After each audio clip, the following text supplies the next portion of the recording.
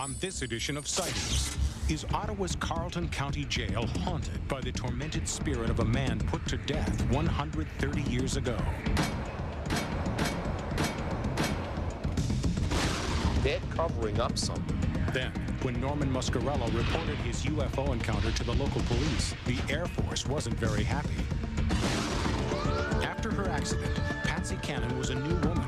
Unfortunately, she had no memory of her old life. It's like I had the hardware, but the software, suddenly the disk was erased. Later, how could a man's psychic vision over 50 years ago save a woman's life today? They kept pounding, here. To let her go now. And Sightings goes to Japan, where they believe UFOs have been appearing for over 2,000 years.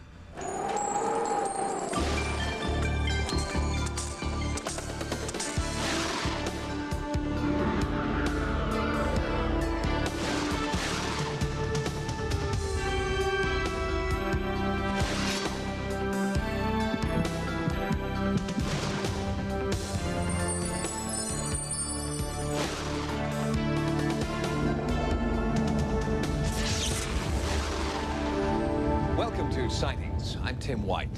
It's a feeling we've all shared. You walk into a dark basement or an old house or an unfamiliar part of the forest and you think, this place gives me the creeps. Well, ghost investigators have a more sophisticated term for the creeps.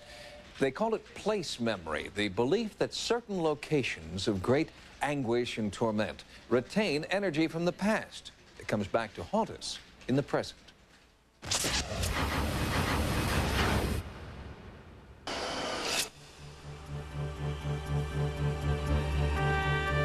A pristine blanket of snow covered Ottawa, Canada on our visit there. But not even 30-degree below weather could bring this city to a halt, because it is the capital of Canada, where life and death decisions are made every day. Ottawa International Hospital, United States. And on this day, visitors from around the world are checking into the Ottawa International Hostel, unaware that it too has played a unique role in the life and death decisions of the city's past. Prior to 1972, this was the Carleton County Jail, an infamous house of corrections and cruel and unusual punishment. Peter Mackey is the supervisor of operations for the hostel. The accommodation we offer is within the original cells, with the original bars, the original brickwork. It's a unique environment. In fact, we do get some people come here purely to say, I've spent time in jail. It's something to write home about. As far as I know, there's no other hostel like it anywhere in the world. In fact, the hostel has many letters on file written by guests who experienced visions of tortured inmates and heard painful, ghostly screams. What you're about to see now is the Gallows area. According to Steve Chris, a criminology student and the hostel's unofficial historian, the Carleton County Jail was a terribly inhumane institution. This institution was particularly brutal. The cells were small. There were only 3x9 cells, freezing in the winter and too hot in the summer. There wasn't any running water. There wasn't any electricity. So if you were a prisoner housed in one of the cells in the wintertime, there's a really good chance that you froze to death or got frostbite. 2 years in this institution could mean your life. Steve is working on a comprehensive history of the jail, but his efforts have been hampered by a government that would rather forget this scar on its corrections history. So Steve emailed Sightings in search of a different kind of historical perspective, the psychic perspective of Peter James. Hi, how are you? Fine. Steve Chris. Hi, Steve. Nice to meet you. Nice to meet you. Peter had been told only that he was going to Ottawa. He was given no information about the location that he would be searching and had been voluntarily confined to his hotel room until this visit. He was here to unearth the past in hopes of explaining the present haunting. Uh-huh. This is like a prison. It is a prison. Was a prison. Peter asked Steve to take him on a tour of the hostel. They walked all 9 floors together, but Steve did not reveal what he already knew of the jail's violent history. This is preliminary. But I feel like there were some hangings here. A lot of hanging going on here. Does that ring a bell? Yes, it does. Okay. Thank you. It does have a history. Okay. Peter was drawn to the 8th floor. stopping here, not knowing yet that this was once the jail's death row. Now, is this the floor that that would be a focal point? Yes. Yes, it is.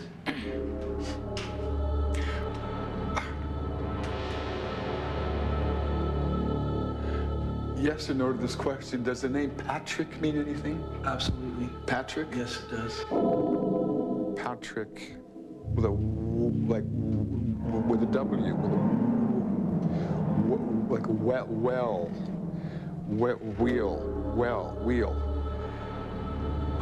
And it's right in this area is where I feel it. Records indicate that the jail's death row was the last home for an Irish immigrant named Patrick James Whelan. In 1868, Whelan was accused in the political assassination plot against Thomas D'Arcy McGee, a popular figure in the Canadian Parliament. His death shocked the public, and their outcry for swift justice led to Whelan's conviction on a weak prosecution case. Patrick James Whelan's death was the last public hanging in Canada's history. Peter felt compelled to go outside to a spot directly below the gallows where Patrick Whelan was hanged 130 years ago. People watched with glee, seemingly. At that time, public hangings were reasonably common across the world. That was the way justice was done. And the doors were opened onto the outside world, and about 5,000 people turned up to see him die. Next, Peter wanted to go to the parking lot on the other side of the building. Keep in mind that Peter had not yet been told about the hanging of Patrick James Whelan, or that the notorious prisoner even existed at all. Patrick had something to do with this area as well. It was Patrick Whelan's wish that his body be buried in Montreal next to the grave of his best friend. And the then Prime Minister of the time had promised him that this wish would be granted. In actual fact, his body was buried in the courtyard of the jail in the middle of the night with no ceremony of any sort. So his wishes were not granted. That promise was broken.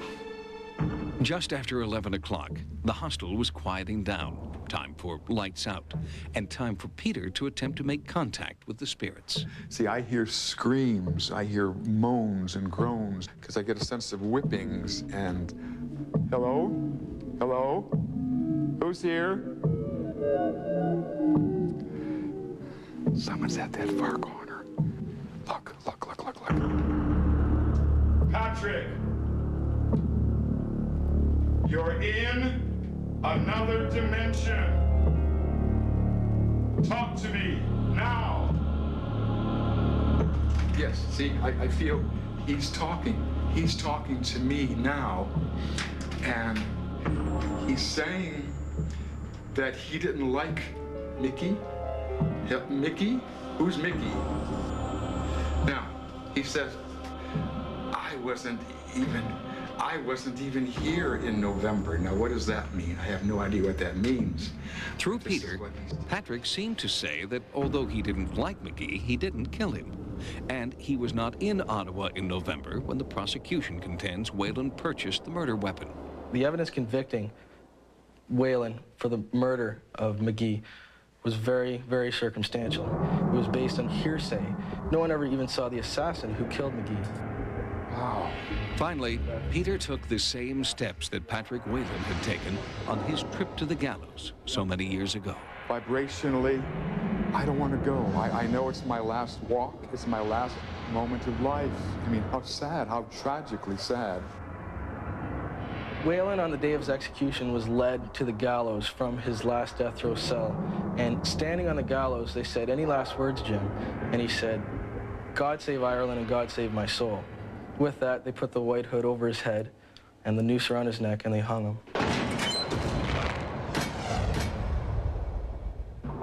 On February 11th, 1869, Whelan was hanged by the neck until he was dead. Whether it was because he was an innocent man falsely accused, or because of the broken promise about his final resting place, Peter James is certain that this is one spirit who does not rest in peace. I would say his presence is certainly here, and I believe that he walks these corridors nightly looking for a way out. Hosteling is a great way to explore the world on a budget, and the staff at the Ottawa hostel hope that the faint of heart will not be discouraged from visiting their historic facility. The ghosts, they tell us, respect the do not disturb sign that comes with every room. Next, rewiring the brain. Later, a new analysis of the alien autopsy film. And the future as seen by Native Americans.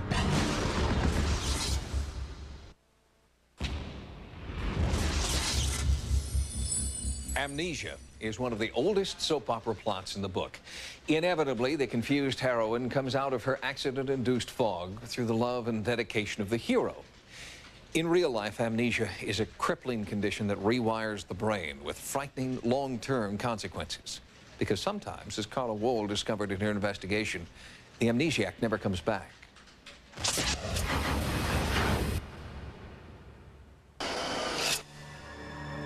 Who am I? Why am I here? What is love? These are the questions we spend our lives asking, building our personalities based on the answers we find along the way. But what if suddenly that personality was gone? A screech of tires, a crash, then nothing. No memory of who you'd been before. It happened to Patsy Cannon when she and 9-year-old daughter Leah were in a terrible car crash in Birmingham, Alabama, 10 years ago. I remember getting in the car, I remember going on the curve, I remember the impact, I remember the car spinning, I remember stopping. Leah survived with only minor injuries. Her mother, however, was not so lucky.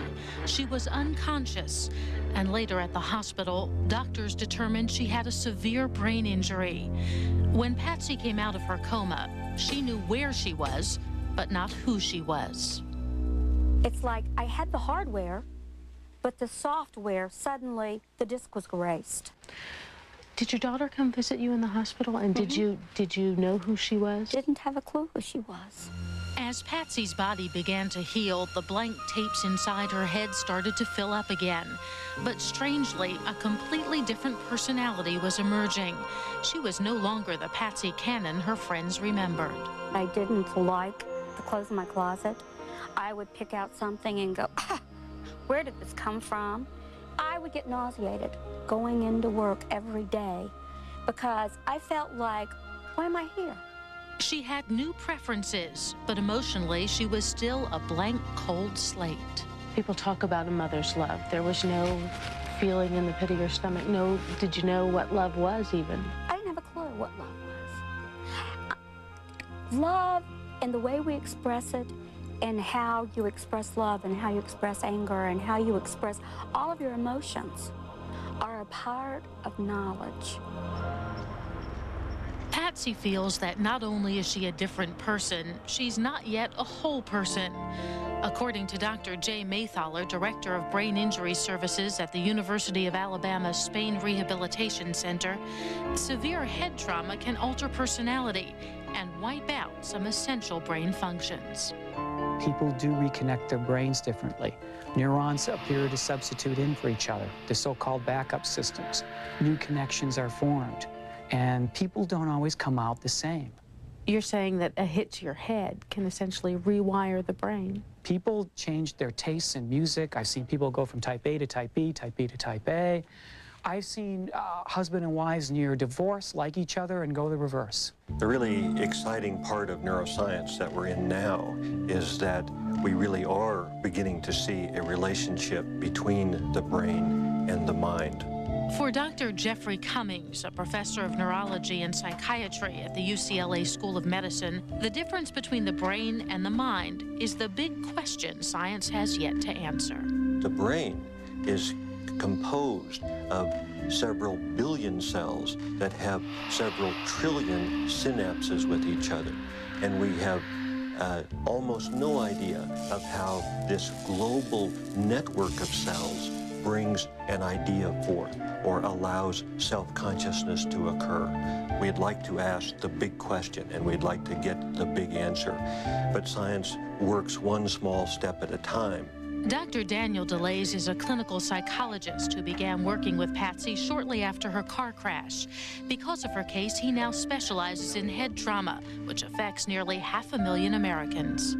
From a clinical standpoint, it really is quite exciting to work with someone and basically help them to formulate who they're going to be. It's a very exciting, challenging, but awesome responsibility. After nearly a decade of therapy and physical rehabilitation, Patsy has rebuilt her life.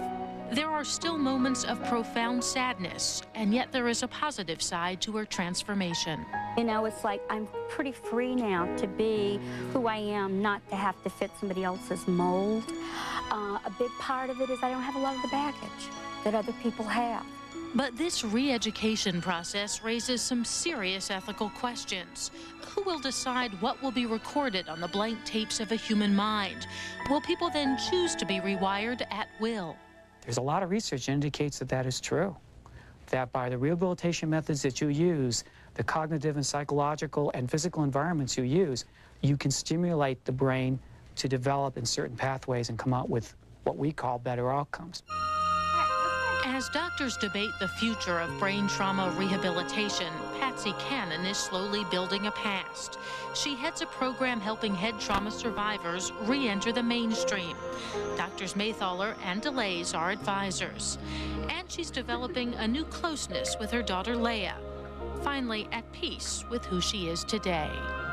If there's something you come away from this whole experience with, if there's one overriding thought, what would that be? What makes us people is our brains. I think that it's amazing that it's created the way it is. And I think that the one thing we often miss is the fact that how we manage it is so much a part of what we do with our lives. And that's the thing that's important. From the injury, I think I'm much more in tune to every day, how precious life is, how precious people are. That needs to be respected. Permanent amnesia is a fairly rare condition, but other types of traumatic brain injury called TBI are not. In fact, TBI is the leading cause of accidental death for Americans under 45. And in the time it has taken to report this statistic, one person in the United States has sustained a traumatic brain injury. Next, a new analysis questions the authenticity of the alien autopsy film. And the Spanish government turns over its secret U.F.O. files.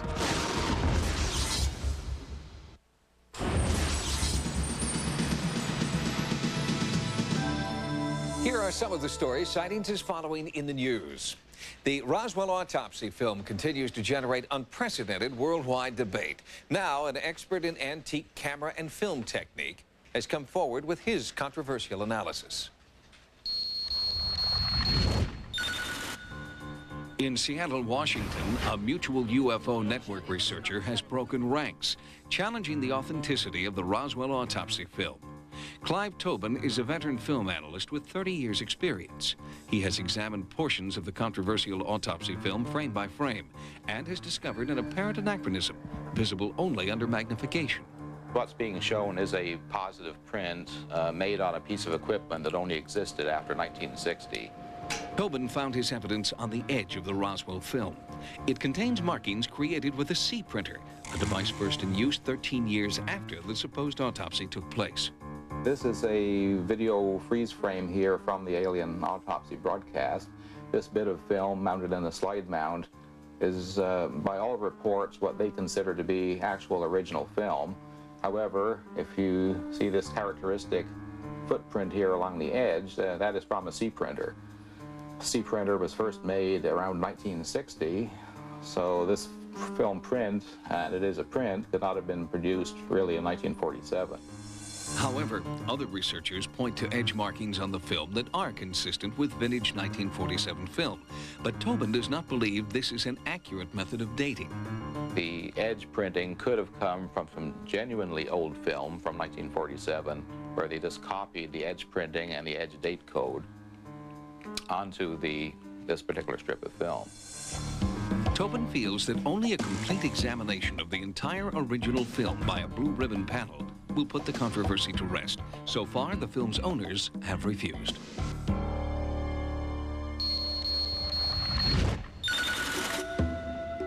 In Canyon Lake, California, author Thomas Mayles has completed his translations of ancient Hopi prophecies that portend an ominous future for humankind. It's the most important message the world is going to hear right now. It tells of terrors to come and terrors the world has earned. In his new book, Haute Villa, Mayles details the 110 prophecies handed down by Masao, a 12th century Hopi prophet. Masao's accurate predictions so far include the coming of the white man and the onset of both world wars. And according to Mayles, he also predicted a third world war in this century that will destroy nearly all life on Earth. The basis for Mayles' belief in a cataclysmic finale to the 20th century is this stone called the Hopi Life Stone. The symbols on the stone, according to Mayles' interpretation, describe violent events that have occurred in this century. An additional symbol points to a terrible event in the future. This symbol, Mayles believes, represents the flag of China. I think it's very probable that the Third and Great War will begin with China. Mayles believes that there will be a few survivors. Those who heed the stone's warning and embrace the Hopi view of life and nature will be the chosen few. It has to do with attitude and feeling that makes you, say, a natural environmentalist. And as people begin to do these things the world over, the whole attitude of the world will change. Mother Earth herself will quiet down because she'll know that everything is going to be all right.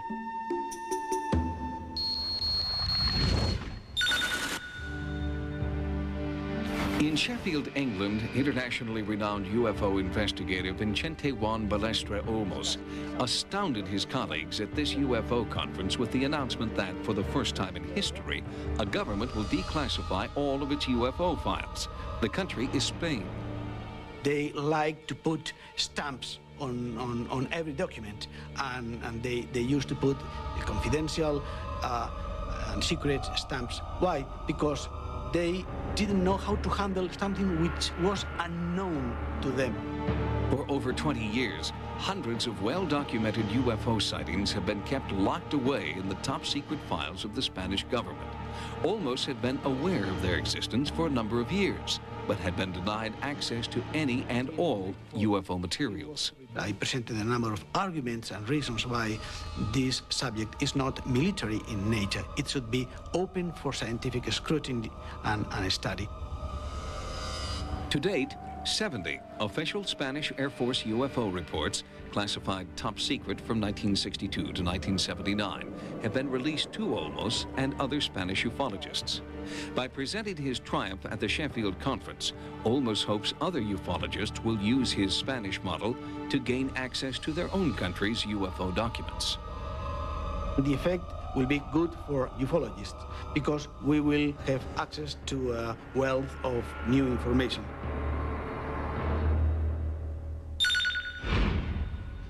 We'll have more stories from the news next time.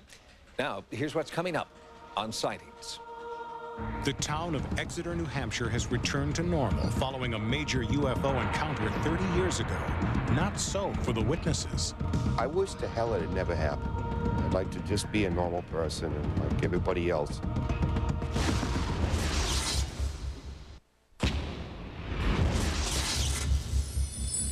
On Capitol Hill, congressional investigations are reserved for matters of great import, issues that will affect the security, prosperity, and the rights of the American people. And it was with this sense of public duty that Gerald Ford chaired a congressional investigation in 1966, an investigation into a series of UFO sightings that the Pentagon had failed to explain to anyone's satisfaction.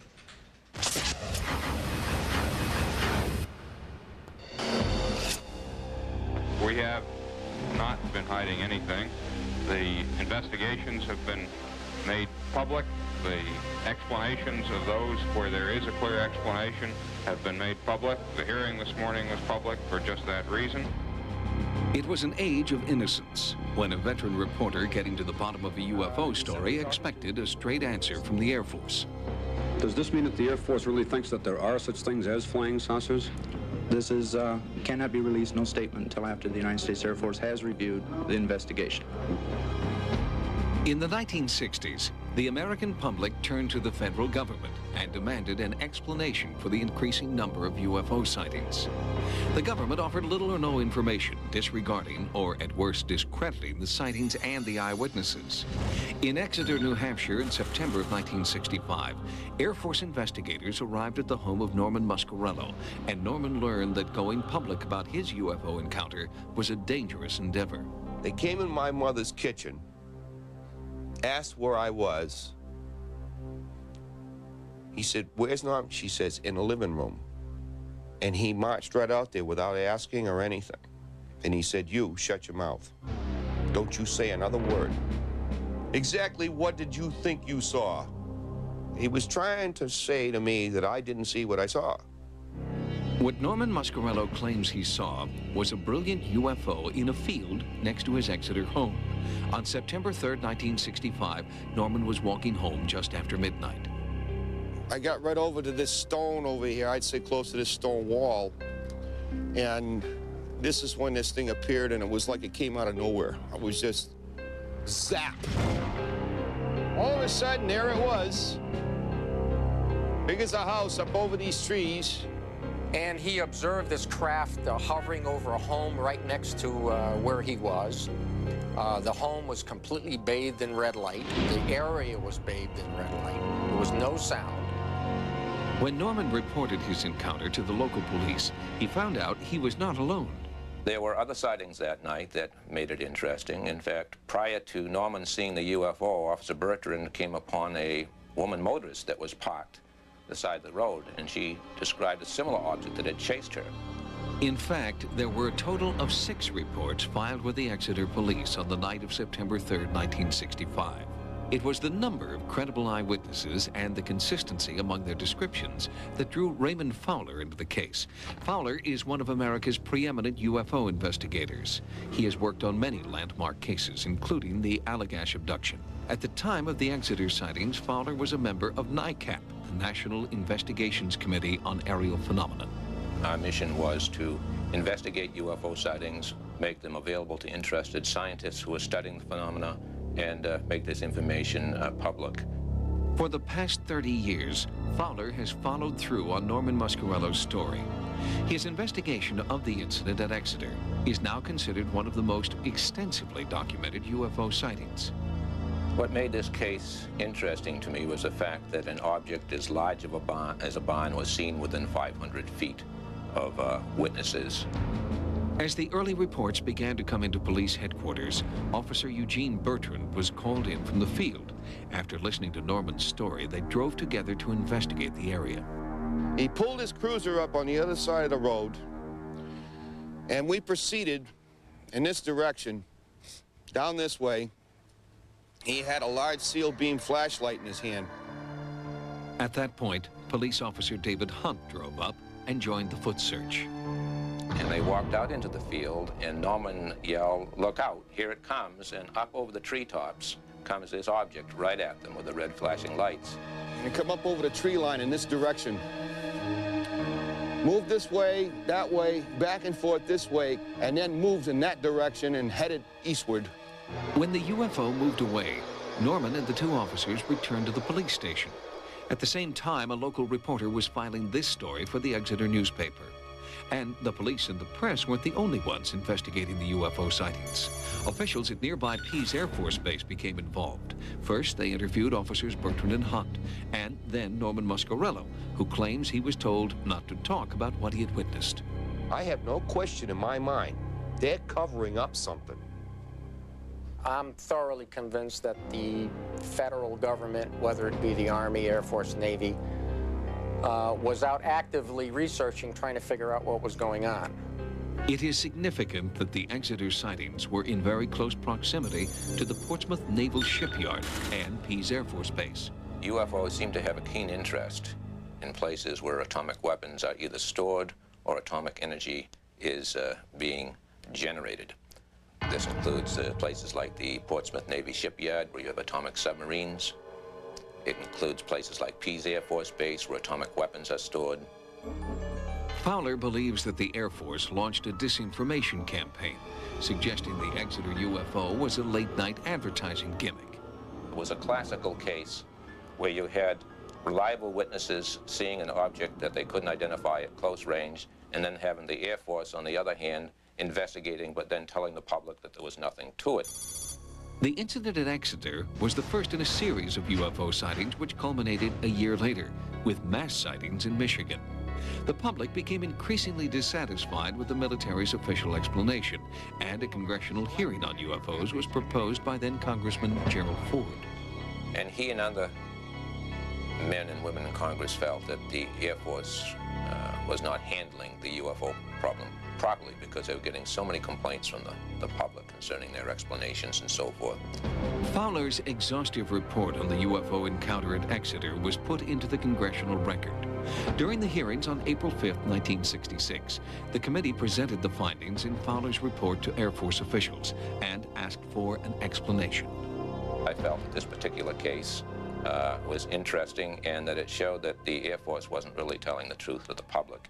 They discussed the report, and the Air Force backed down and admitted that the object was unidentified.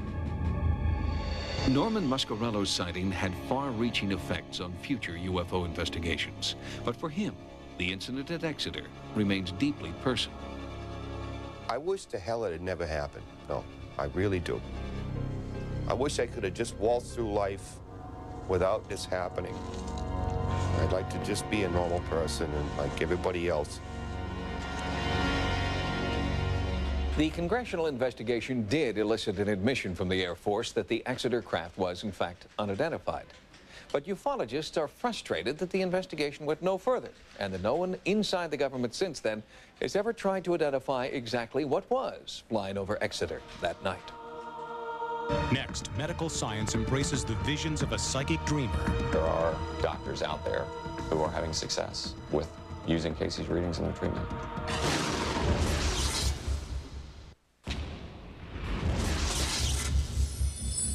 His wife had been in a coma for 3 months. Doctors were using words like vegetative state and hopeless.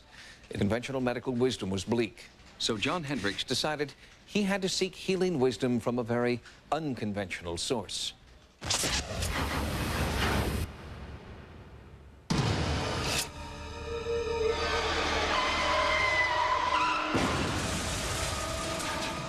In February 1985, Lucille Hendricks nearly died. Her skull was crushed. She was in a deep coma. Doctors told Lucille's husband, John, that there was very little they could do. She was in a coma for 80 days. And, they kept telling us, here, that it was hopeless. He said, I don't think she's going to make it. It would be simpler and better to let her go now. But the healing wisdom of this man, Edgar Casey, gave the Hendricks hope.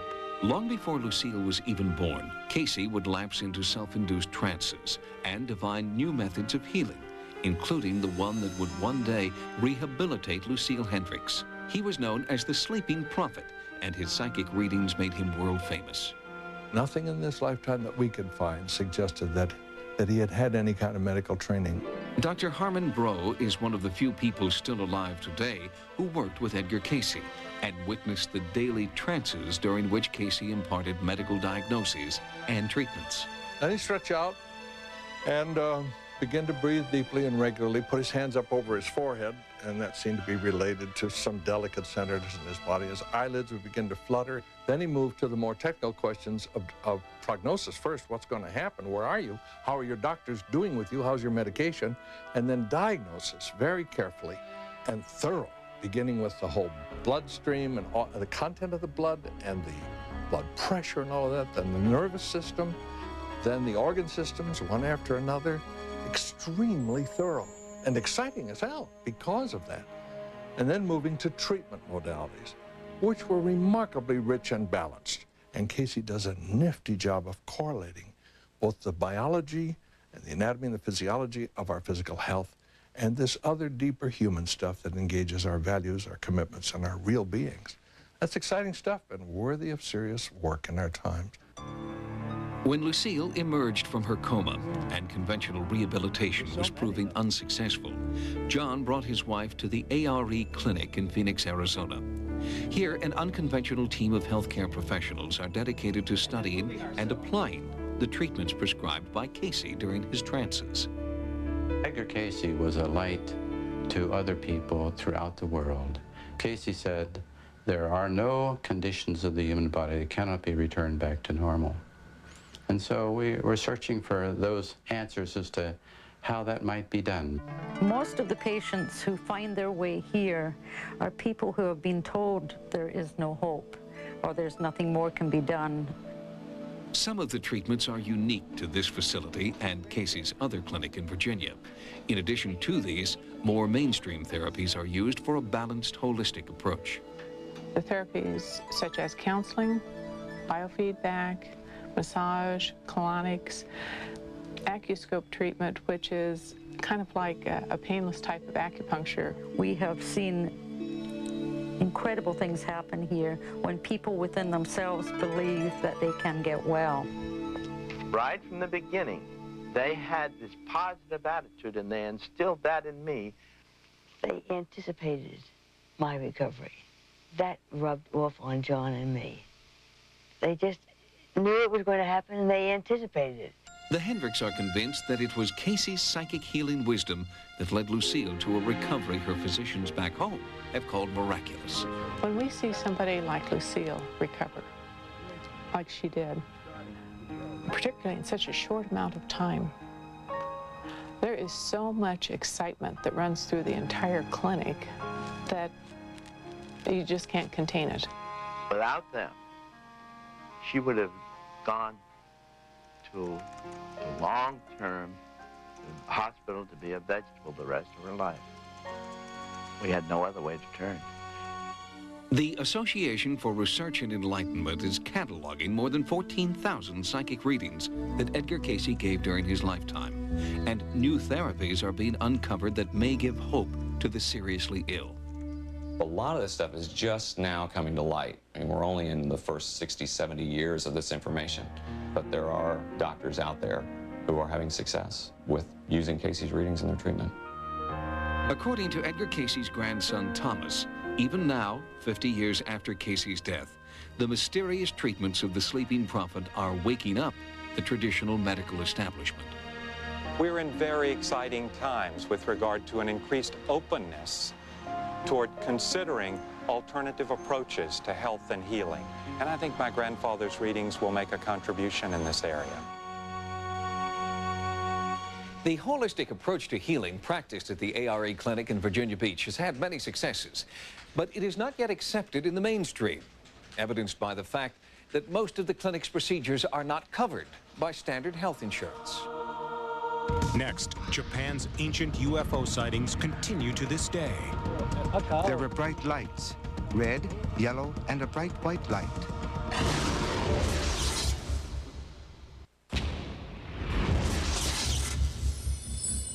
Until recently, the earliest known UFO sighting was thought to have occurred near La Spezia, Italy in 1558.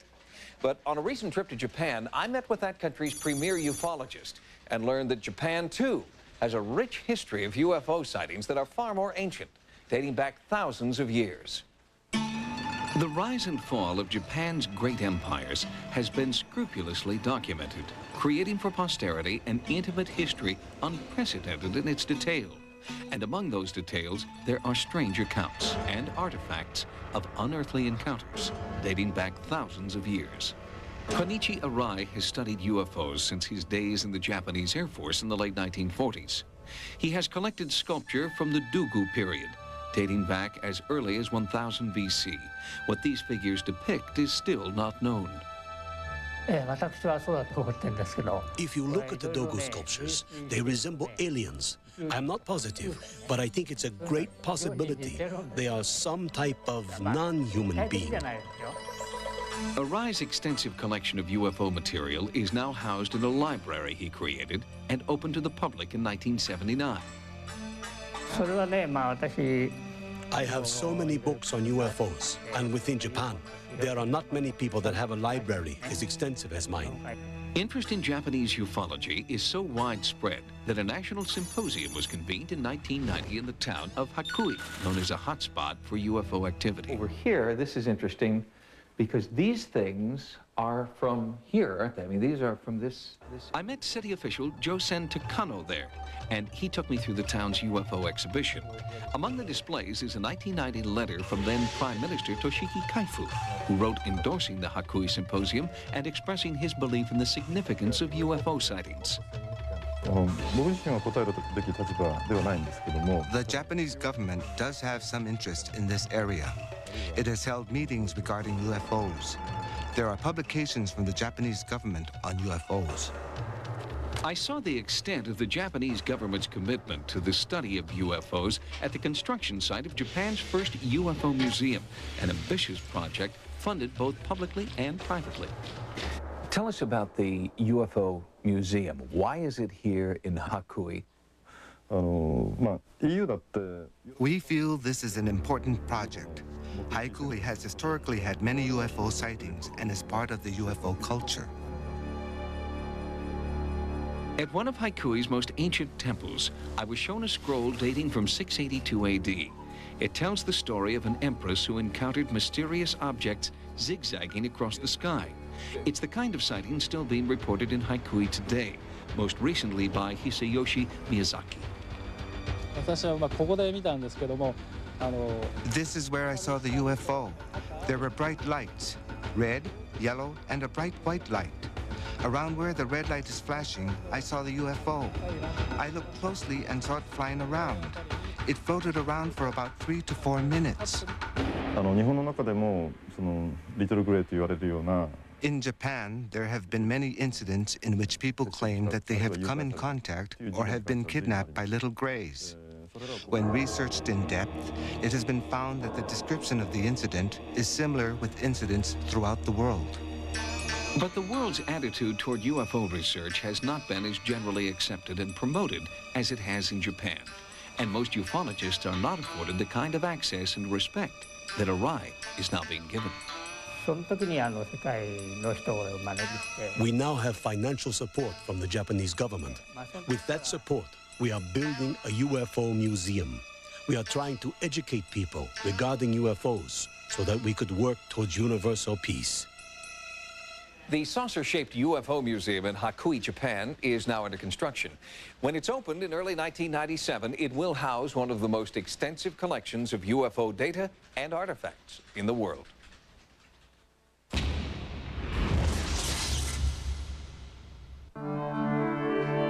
Sightings is now on the internet as part of the Sci-Fi Channel's Dominion website. By typing sci-fi.com, users can access information about the entire global Sci-Fi Channel lineup, as well as downloads from dozens of sci-fi movies and series, interviews with noted celebrities, games, and links to the hottest paranormal websites.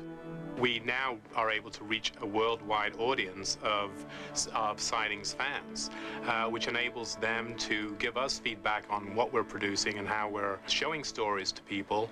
We have features from some of our stories on a weekly basis. We have downloadable images and QuickTime clips. When I make contact with this entity, I will become a little confrontational. Hello?